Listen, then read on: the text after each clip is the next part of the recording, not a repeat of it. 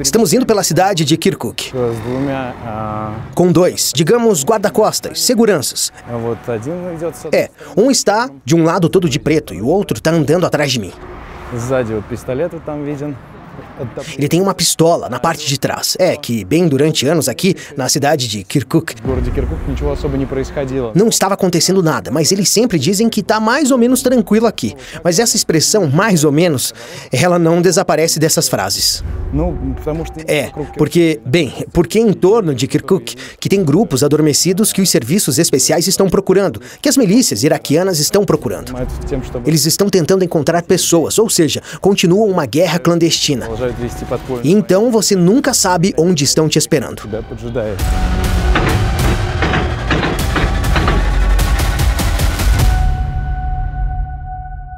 Sim, amigos, se passaram menos de 6 meses entre esse meu, mais ou menos, e um novo massacre. É a cidade de Kirkuk, no norte do Iraque. Em 2021, viajei por aldeias na linha do conflito com o grupo extremista, Estado Islâmico.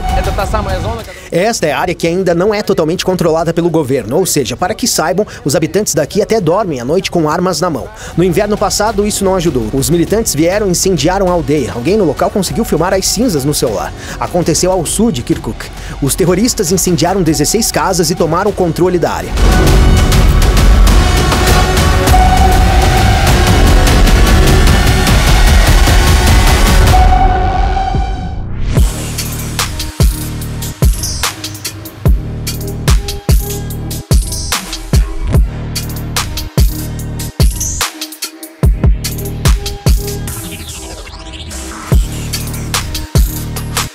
A cidade de Kirkuk, no norte do Iraque, é o lugar das pessoas mais fortes que eu já vi. Eles se uniam por muitos anos para resistir aos ataques dos terroristas. Há 3 anos, este edifício foi tomado por membros do Estado Islâmico. E olha que combates cruéis que estavam acontecendo aqui. A população local disparava contra o prédio. Algumas pessoas tinham armas. Todas atiraram nele. No final das contas, o Estado Islâmico explodiu. Cercaram eles de todos os lados. E eles não tiveram escolha.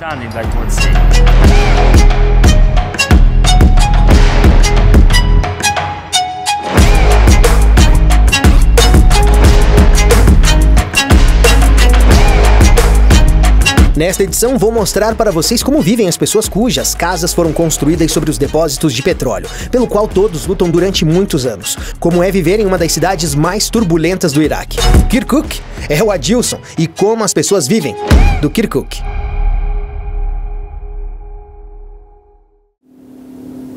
Ainda não é inscrito no canal? Adilson não vai continuar sua história até você se inscrever. Faça isso agora mesmo. Sim, sim. Obrigado. Agora podemos continuar.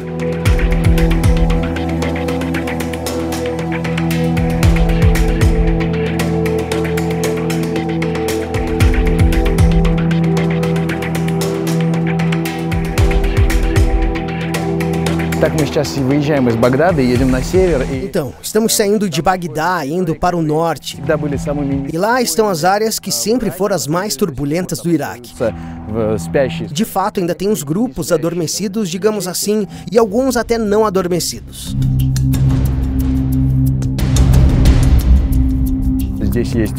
Aqui tem montanhas, onde esses bandidos ainda estão se escondendo. Ou seja, é que nas montanhas é muito mais difícil lutar. Ou seja, nas montanhas é mais fácil escapar, por exemplo, se esconder. Este é o lugar mais difícil para trabalhar. E é justamente por isso que os militares escolhem essas áreas para serem menos visíveis possível.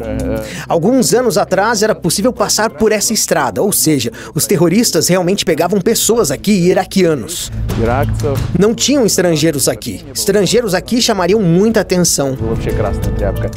Alguém exigia dinheiro deles, mas o principal não era dinheiro. Em primeiro lugar, eles verificavam seus cartões de identidade, para ver se alguém tinha alguma ligação com o governo iraquiano. E se tiver, terminava sua vida aqui mesmo, nesses postos de controle.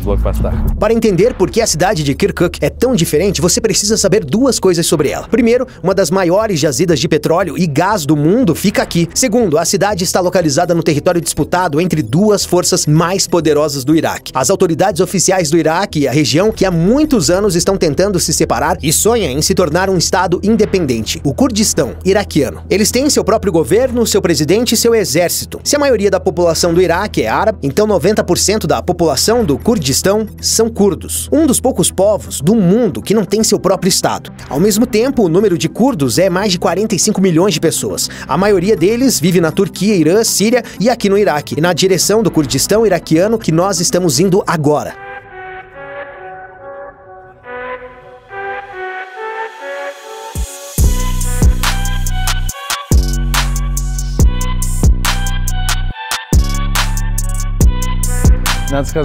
Devo dizer que a estrada não está nada carregada, ou seja, durante esse tempo todo passam só 2 carros. Eles dizem que 2 ou no máximo 3 podem ir a Mossul por dia, e só pela manhã, quando não está tão quente.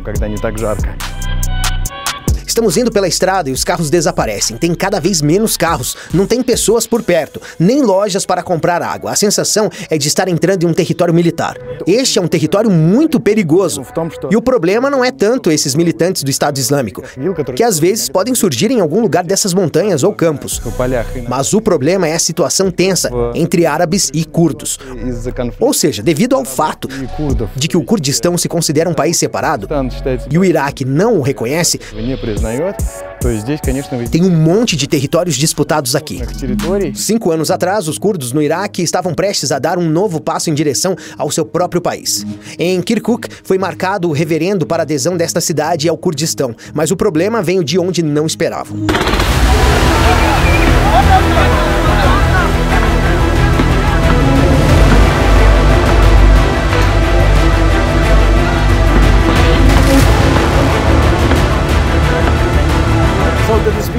As divergências começaram há décadas, no início dos anos 1900, e continuam até hoje. Bagdá afirma que esse território pertence por direito a Kirkuk. A mesma posição tem o governo regional do Kurdistão. Ambos os governos reivindicam a posse do território de Kirkuk. Estas divergências duram uma eternidade. Isso acontece até hoje.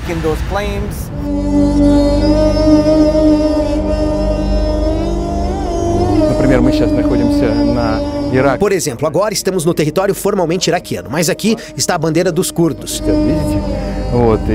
Olhem, estão vendo? E também em algumas outras aldeias que estamos passando. Aqui também tem essas bandeiras dos curdos. Em geral, é uma mistura total, uma mistura absoluta. É impossível entender quem controla o quê.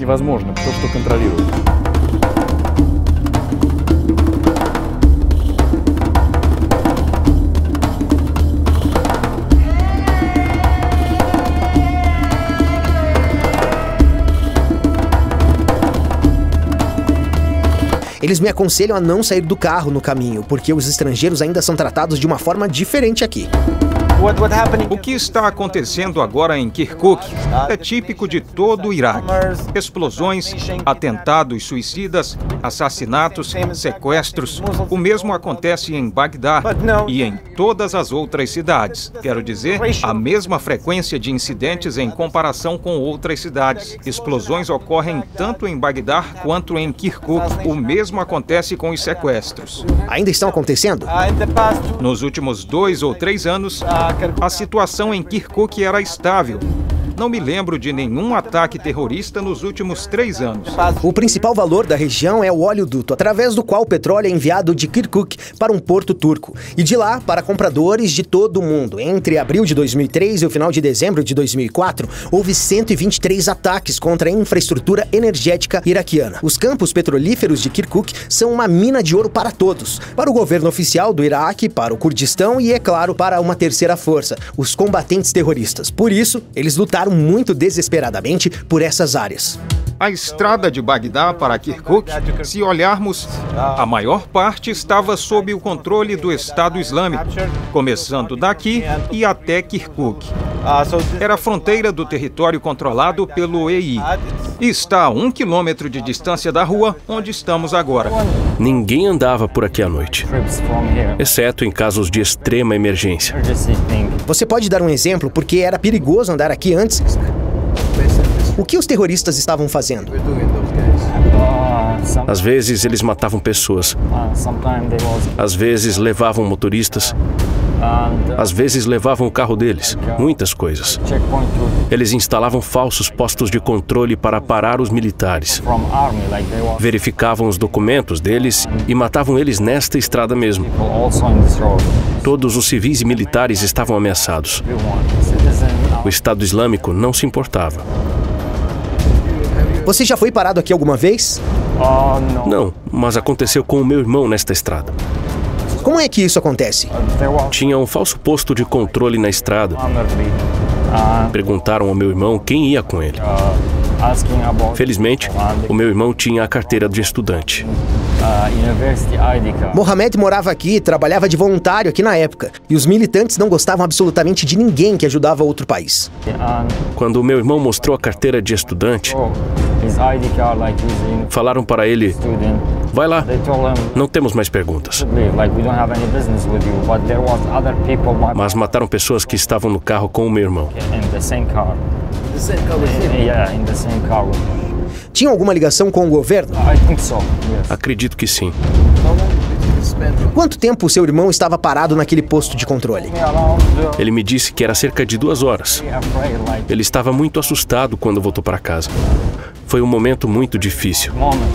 Quando você percebe que sua vida está em risco, você não sabe o que vai acontecer com você depois. Verão de 2014. O Estado Islâmico avança no Iraque, toma a segunda maior cidade do país, Mossul, e se torna o maior grupo terrorista do mundo. Sua missão não é apenas tomar as cidades, mas obter financiamento independente. Kirkuk, rico em petróleo, é como um saco de dinheiro para eles. É assim que é uma viagem típica pela estrada. A cada meia hora você para num posto de controle e seu acompanhante vai falar com os locais. Aqui as pessoas não se importam se você tem visto ou você não tem visto. Ou se você é um presidente de algum país, por exemplo. Ninguém tá nem aí. Se não tiver uma pessoa local que veio te buscar e falar que tipo, eu assumo a responsabilidade por ele, não vão te deixar entrar aqui. Estamos à espera do nosso acompanhante, a pessoa que deve vir aqui e nos levar lá. Dá pra ver no retrovisor aqueles 2 acompanhantes, Ozan e Mo, que estão indo com a gente. É pouco, estamos esperando mais alguém. Na verdade, o clima não é o mais confortável. Os locais de trabalho da polícia são cercados da estrada por enormes escudos de pedra. É estritamente proibido filmar aqui. Fui ao banheiro para tentar ver melhor o posto de controle. Este é um ponto de verificação típico em áreas remotas do Iraque. Tem essas paredes gigantescas que são colocadas ao longo da estrada para proteger contra a onda de choque. Tem mais alguns pontos de verificação lá no fundo.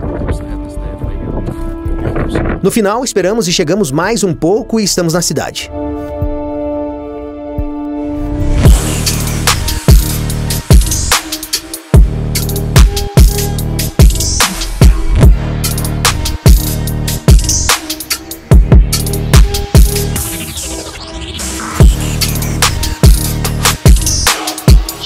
Este é o antigo edifício do hotel em Kirkuk. Ou seja, dá pra ver que tá tudo quebrado. As janelas foram quebradas, todos os andares foram baleados, absolutamente tudo. Imagino como essas balas voavam aqui. Olha aqui, primeiro andar. Aqui parece uma bala de uma metralhadora potente, porque está aqui, é pequena e tem um pequeno fuzil, mais uma metralhadora. E aqui está tudo crivado. Se você olhar para o prédio inteiro, é simplesmente arrepiante. Você percebe que houve uma batalha incrivelmente cruel por esse prédio.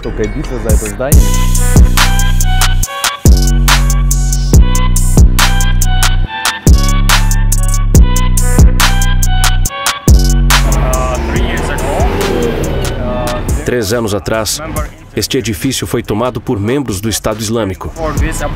Eles estavam se preparando para essa operação por um longo tempo, porque tinha muitas armas, comida e outras coisas dentro do prédio. Eles começaram a atirar nas pessoas na rua de lá, das janelas. Tinha lançadores de granadas, atiradores. Acho que havia 6 ou 7 pessoas dentro deste edifício. Se nota logo que houve batalhas ferozes entre a população local aqui. Algumas pessoas tinham armas. Todos atiravam no prédio. Toda a população da cidade se uniu contra os militantes. Esta é a cidade onde mostrei uma loja de armas com um vendedor muito estiloso. Olha, tem uma parte inteira aqui, por exemplo, só de espingardas. Esta aqui é turca, aqui mais algumas vendendo. Para dizer a verdade, agora estou chocado. Nunca vi tantas armas na minha vida. Ou seja, você entende, né? Que quase todo mundo tem armas aqui. Toda a cidade se uniu contra os militantes. Em seguida, começaram bombardeios aéreos, cujo objetivo era tirar os terroristas do porão das casas em que se escondiam.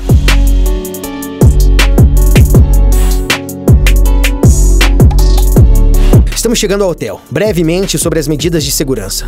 Olha, o detector de metais. Bom, isso não surpreende ninguém. Mas ao lado, olha, um combatente todo equipado. Nas mãos, uma Kalashnikov.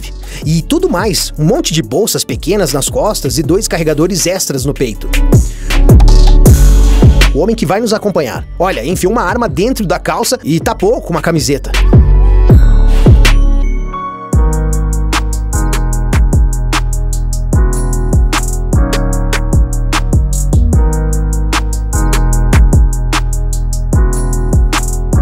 Os moradores locais são muito simpáticos. Estou falando sério, muito simpáticos. Em uma cafeteria, um cara, quando soube que eu tinha vindo de longe para visitar Kirkuk, veio e me deu o seu anel. E estava tentando recusar, mas ele insistiu e eu tinha que aceitar.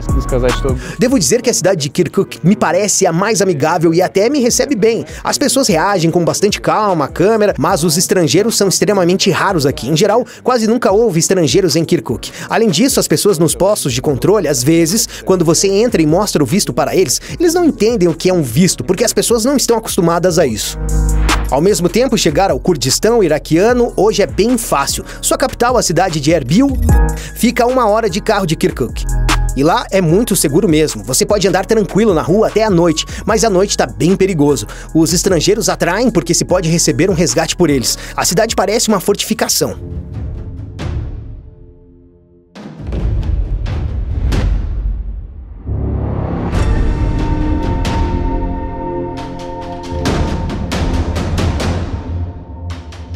Cinco minutos para relaxar. O calor do verão no Iraque é insuportável, mais 55 graus. É considerado uma temperatura normal. Encontrar um vendedor de rua que tenha gelo é uma grande sorte. Encontrei esse a caminho do aeroporto para a capital. Esse tipo de refrigerante é muito comum aqui, limonadas, que são feitas de 7-Ups. Ou seja, a pessoa abre a garrafa e então prepara um coquetel para você. E também é muito interessante que aqui eles ainda recolhem garrafas, ou seja, as pessoas devolvem garrafas e eles colocam bebida nelas de novo.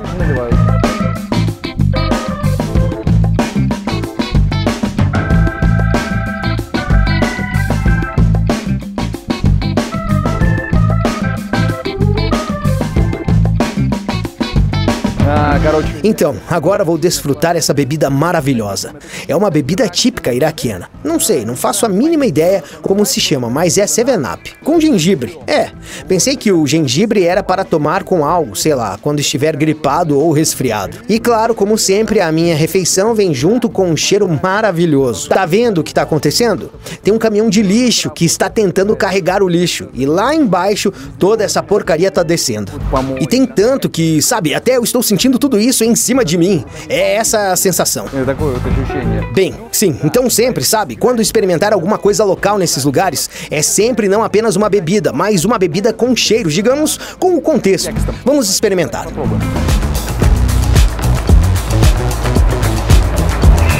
Na verdade, é muito bom, muito doce, doce demais. Pô, acho que meus olhos estão se colando. Parece que até minha pele na testa vai se colar de tanto doce que é. Até é difícil comparar com alguma coisa, como se fosse uma 7-Up com muito açúcar. É essa a sensação. Pessoal, no meu canal vocês encontram muitos vídeos interessantes. Acessem meu canal e aproveitem. Em Kirkuk quase não se tem turista. A situação é diferente do que se pode ver na capital Bagdá. A estrada pode ser bloqueada com um para-choque, 3 tijolos e um monte de galhos. E no fundo vai ter um carro blindado com um suporte de metralhadora no telhado. Aqui está mais um, dá pra ver a metralhadora. Muitos edifícios parecem como se a guerra não tivesse acabado aqui. E se pode dizer que o Estado Islâmico foi completamente derrotado? Não, claro que não. Atualmente estamos em Kirkuk. O Estado Islâmico também está presente aqui. O Estado Islâmico atualmente está retomando suas atividades nas áreas como o deserto de Al-Baj e outras áreas. Existem células adormecidas esperando e tentando aproveitar a oportunidade para virar as pessoas contra a milícia do povo, sob o pretexto de que estamos matando pessoas inocentes. O Estado Islâmico repensou a cobertura de seus combatentes. Por isso, a nossa luta ainda não acabou. Mas independente disso, estaremos aqui. Este edifício foi atacado 3 vezes. Sei lá. E é apenas um restaurante. Qual foi o motivo? Não sei. O bombardeio foi feito pelo ar? Não, alguém entrou e colocou a bomba lá dentro. O meu irmão e o irmão dele ficaram feridos durante isto. Arrancou a orelha dele. Nós gravamos essa entrevista com Mohamed em junho de 2021. Ele nasceu em Kirkuk, sobreviveu a várias guerras no Iraque. Ele trabalhou como fixer, como jornalista e depois como voluntário. Ajudava os feridos, levava roupas, tirava pessoas do bombardeio. Mohamed pensava que estava acostumado com as explosões. Uma vez estávamos sentados tranquilo nesta casa e eu ouvi que tudo começou a voar para dentro. Até a porta de frente. Atingiu a minha mãe, o meu pai. Todo o bairro ficou completamente destruído. E não sabíamos por quê. Só porque vivemos aqui? Não tem resposta para esta pergunta. Nós sempre nos perguntávamos por quê. Ele trabalhou por muitos anos para popularizar seu país. Quero mudar a opinião das pessoas de que o Iraque é um país fechado. Com as novas leis, o Iraque tornou-se um país aberto. Mas só se você tiver boas pessoas que estão dispostas a mostrar isso para você. Tem muitas pessoas boas aqui. Fui o primeiro no Iraque a convidar pessoas. Era assim antes da adoção desta lei. Convidava pessoas, assumia essa responsabilidade. Foi difícil. Eu fui a Bagdá 4 vezes para obter um único carimbo para que o convite fosse aprovado. E mesmo se fosse permitido convidar para Kirkuk, toda vez que eu tinha que ir ao ministério, assinar 1 milhão de documentos que eu seria responsável por essa pessoa durante 1 mês. Seu objetivo é fazer com que as pessoas saibam mais sobre o Iraque. Não é só um país de conflitos, mas não foi nada fácil para a família dele. Seu pai não conseguiu aceitar o que fazia o ditador Saddam Hussein. A propósito, a pessoa essencial para entender a história do Iraque. Houve um tempo em que o Iraque praticamente não podia administrar suas reservas de petróleo. Isso foi feito por potências mais fortes: Inglaterra, França, Estados Unidos.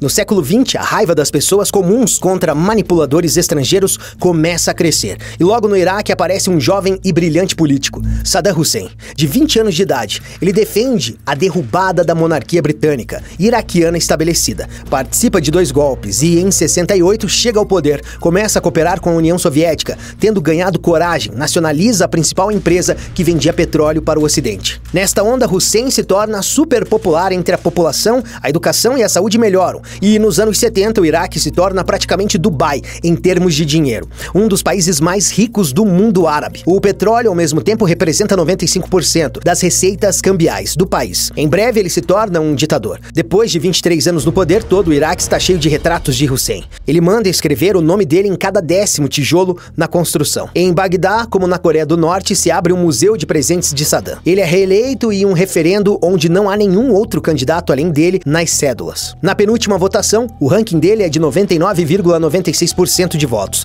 E na última, 100% em ponto.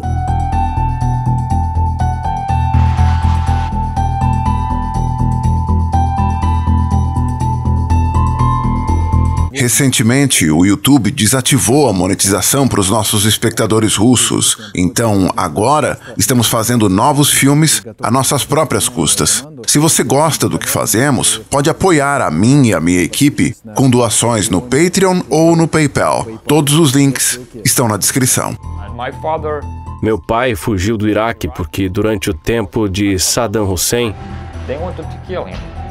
queriam matá-lo, porque descobriram na época que ele era contra o governo. Cresci sem pai. Eu trabalhava para ajudar a minha família porque a minha mãe ganhava $3 por mês. Era esse o salário dela. Eu e o meu irmão trabalhamos para sustentar a nossa família. Não vi o meu pai durante 11 anos. Quando ele voltou, ele pensou que todos esses líderes políticos araquianos estavam vivendo uma vida luxuosa, enquanto meu pai dormia nas lojas. E disseram para ele: "Você é contra o regime de Saddam Hussein." Queriam pegá-lo e matar. Ele se dirigiu ao Ministério da Jordânia e depois foi para lá por 7 anos. Depois morou mais 4 anos na Síria. Ele dormia em lojas, em mesquitas, e todos que dizem que eram contra o governo, todos eles viviam muito bem e recebiam seus salários. Quando eles voltaram para o Iraque, eles receberam cargos. E quando meu pai voltou para o Iraque em 2003, ele ficou decepcionado. Ele passou muitos anos longe de sua família. E quando ele voltou, tinha todos esses documentos contra ele. Bom, ele não pôde receber nada até esse momento. Crescemos sem pai.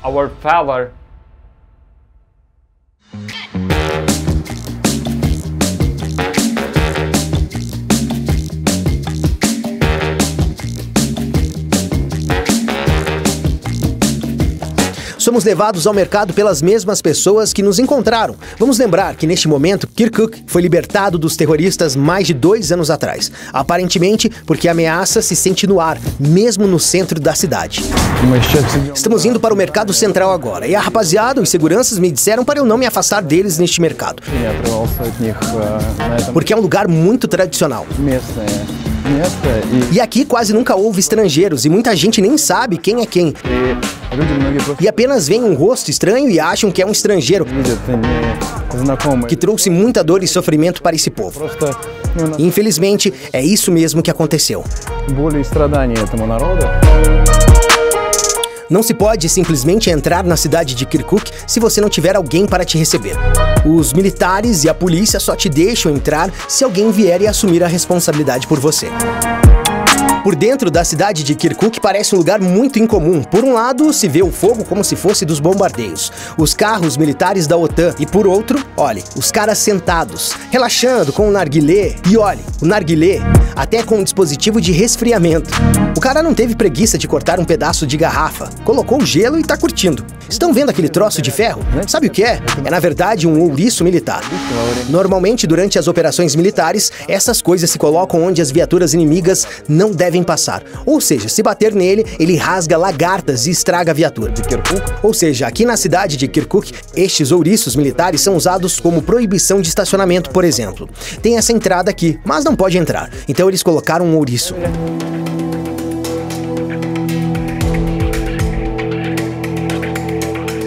Se ouvir uma explosão, é porque já aconteceu. Mas às vezes, você pode ver uma explosão, mas ainda não houve nada, porque a velocidade do som é menor que a velocidade da luz. O som só vem alguns segundos depois, dependendo do local da explosão, e então os fragmentos começam a se espalhar a um raio de 1 quilômetro. Depende da força da explosão. Estilhaços começam a cair na cabeça. Então é preciso ter cuidado, mesmo quando viu uma explosão. Você já viu explosões? Sim, várias vezes. Eu vi explosões de bombas caseiras, explosões controladas. Eu vi carros-bomba explodindo e assim por diante. De um lado, carros de polícia, torres com metralhadoras, e do outro, um mercado que vende perfumes para homens. O vendedor amável terá todo o prazer de te pulverizar de uma seringa para que você fique cheiroso para ir até um restaurante ou para um encontro com a namorada.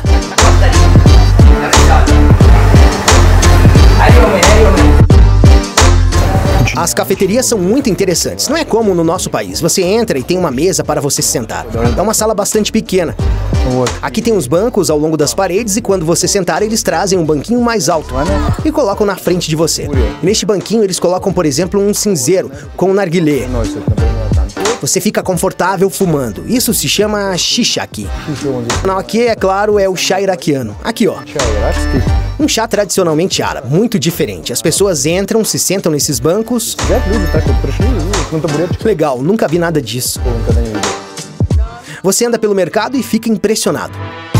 Aqui está a roupa de casamento, ternos, bem bonitos. E aqui você entra e olha essa parte, que interessante. É uma seção enorme, cheia de armas. Na verdade, nunca vi tantas armas em um lugar só. Isso é absolutamente legal, ou seja, eles têm a licença aqui, por exemplo, vendem pistolas. E aqui está um vendedor de Kalashnikovs. Pistolete.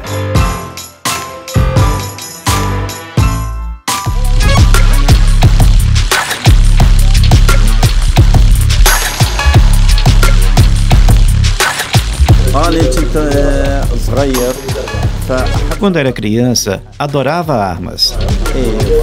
Eu gostava delas desde criança. Sempre mexia nas armas. Por exemplo, esta arma. Eu sabia montar e desmontar de novo.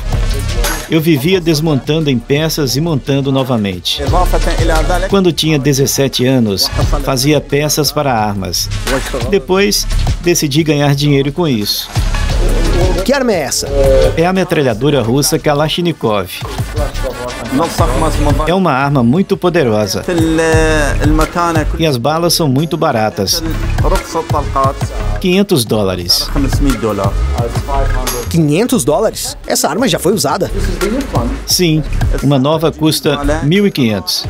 Você sai e vê damascos maduros, o carrinho inteiro. O cheiro tá muito forte. E do lado tem uma seção com uma coisa mais fofa do mundo. Todos dizem Iraque, mas na verdade eles inventaram um know-how incrível aqui. Nunca vi isso em nenhum país do mundo. Eles vendem pintinhos aqui, pintados de cores diferentes. Por exemplo, veio esse amiguinho vermelho, tem mais um aqui laranja. Espera, vem cá, laranjinha.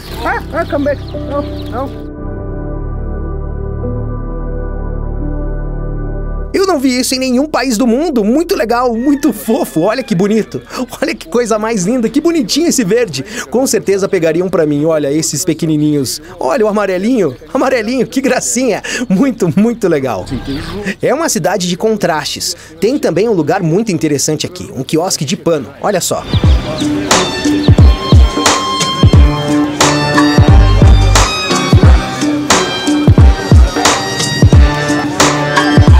Aqui faz um calor insuportável em todos os mercados. Eles inventaram uma solução muito interessante. Sabe, não conseguiram construir uma tenda, sei lá, um ponto de venda completo. Esta é uma tenda comum, coberta com um cobertor normal, em que eles cortaram buracos assim para que você possa comprar. Ou seja, como antes, lembra? Tinha uns quiosques assim. Você chega e tem uma janelinha lá. Aqui também você vem, tem uma janela, você entra, compra bananas, tomates e etc. Muito legal, ou seja, a pessoa dentro não fica morrendo de calor e qualquer um pode chegar e comprar. Na minha opinião, é muito bom.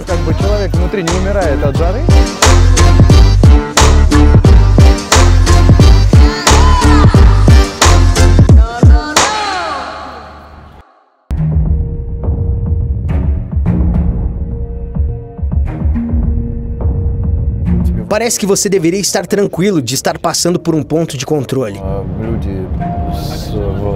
onde estão pessoas armadas e que deveriam controlar a situação.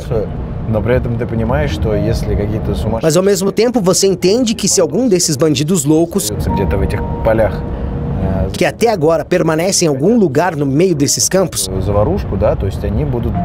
decidirem arrumar um problema, então eles não vão atacar, sei lá, um campo ou alguma aldeia. Em primeiro lugar, eles vão atacar estes postos.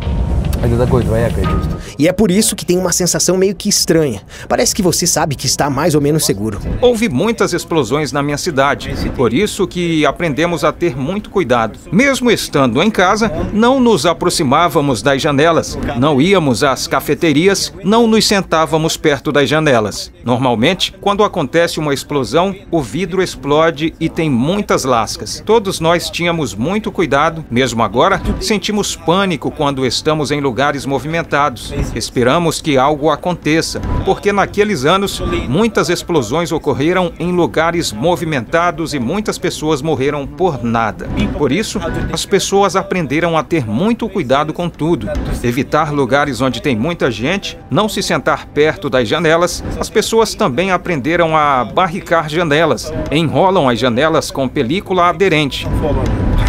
Mas ao mesmo tempo você percebe que não pode ficar 100% protegido de qualquer loucura inesperada. Você para comprar maçãs na estrada, vai atrás da loja e olha isso aqui.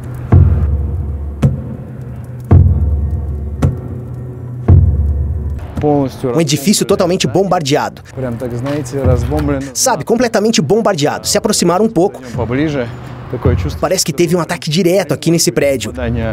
E foi com bombas aéreas muito poderosas. Porque, olha, não sobrou nada. A casa completamente bombardeada. Só sobrou uma barra. Parece fios rasgados com as mãos. Muito assustador isso, sinceramente. Porque, olhem, essas pilhas, suportes, tudo destruído.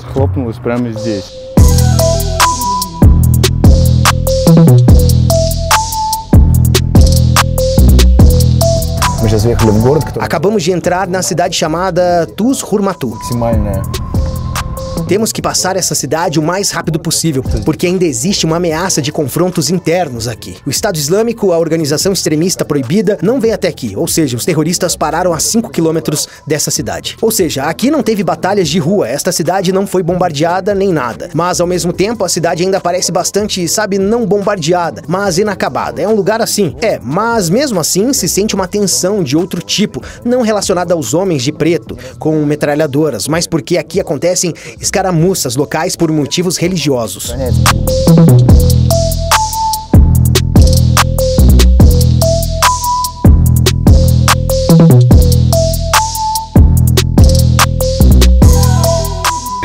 O motorista está falando que essa área estava sob controle do Estado Islâmico. Houve um ataque aéreo.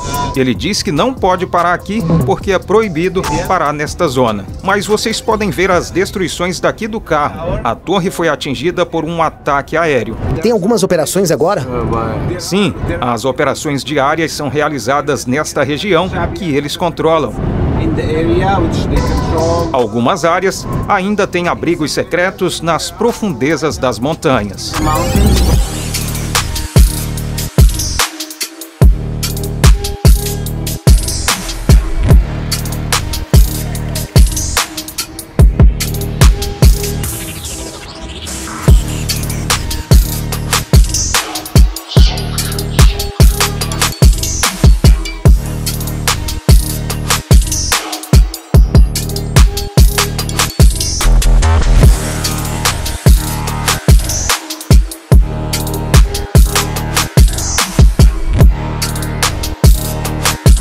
Mas, para ser honesto, se olhar mais fundo e mais de perto, você percebe algo nos olhos das pessoas que dá arrepios na pele. Sabe o que vejo nos olhos deles? É como se você sobrevivesse à guerra, mas não tem sensação de que a guerra acabou.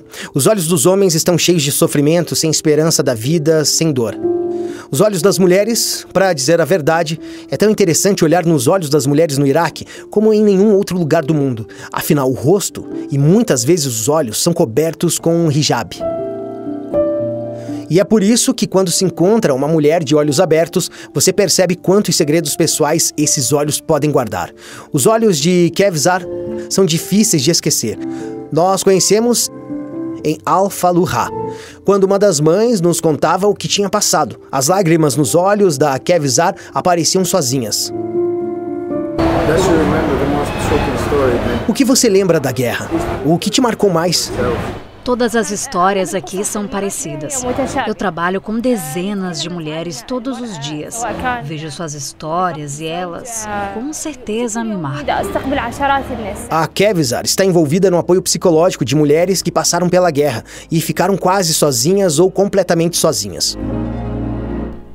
Tentei encontrar o meu marido e publicar a foto dele nos jornais. Desapareceram todos. E não tivemos notícias deles. Acho que o exército os matou. É o que eu sinto, as sensações. Durante a guerra, os militantes muitas vezes não escolhiam muito, recrutando combatentes. Foi procurada por mulheres que queriam vender seus filhos para ter algum dinheiro para sobreviver.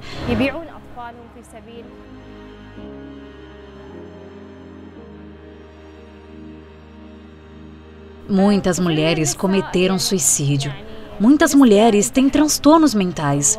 Elas perderam contato com a realidade, com o que está acontecendo, porque essas mulheres perderam muito. Elas não queriam viver nessa realidade porque perderam tudo. O mesmo acontece com as crianças. Aconteceu a mesma coisa em suas vidas. Sabe, nós estrangeiros muitas vezes olhamos para o Iraque de fora e pensamos que uma mulher não pode sobreviver sozinha em um país muçulmano agora. É verdade?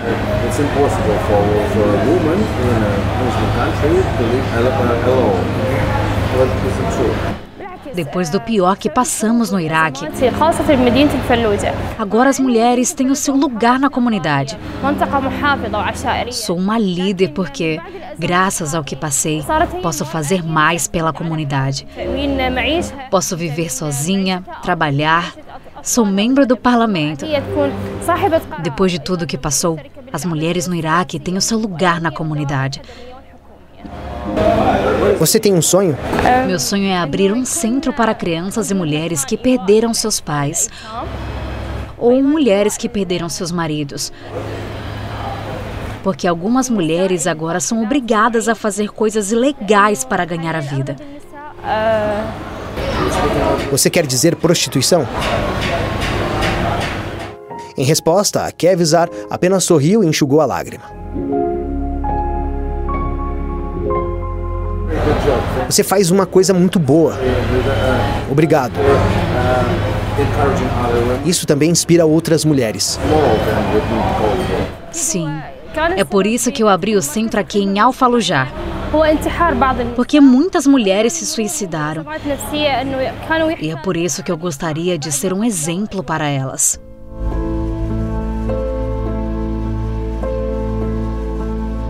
O que eu sinto no Iraque é algo entre admiração e ressentimento profundo. Quando você anda pelas cidades, você percebe o quão grande é a cultura por trás deste país. Mas quando olha para as paredes atingidas, você não consegue acreditar que isso poderia ter sido destruído em poucos anos. É a mesma coisa nos olhos das pessoas. Nada de tranquilidade, nada de alegria, só a sensação de que a qualquer momento pode acontecer algo terrível novamente. E a ansiedade interna, sabe? Parece que te faz sempre tenso, te faz estar sempre em estado de alerta.